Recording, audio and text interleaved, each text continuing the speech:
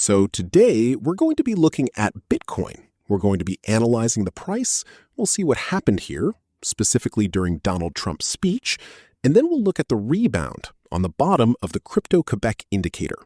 So today we're going to analyze Bitcoin, and then I'm going to explain to you, when you're looking at very small charts on a very small time frame, you're missing out on the essential elements.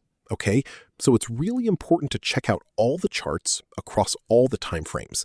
And today, I'm going to analyze and explain precisely what's going on. So as we can observe over the last few hours, we can see here, this is the time of the American market. It was closed. The market, this is the time of Trump's speech. Here we can see midday. It's precisely at this hour here. So we saw a dip, but people were really expecting that Donald Trump would speak about Bitcoin during his address. I personally believe there are other matters that require his attention that are far more important than Bitcoin. But that doesn't necessarily mean there won't be any strategic reserve set aside or anything like that. So what actually happened, as you can see, is that we came down to the bottom of the rebound indicator.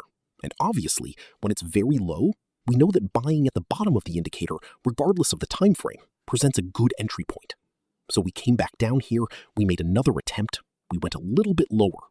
The indicator was descending, so it came down further, it bounced overnight here, around 1 in the morning, and then a change of character.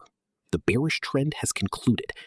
Clearly the stock market, this morning, as you can see here in this frame, this is the Asian session.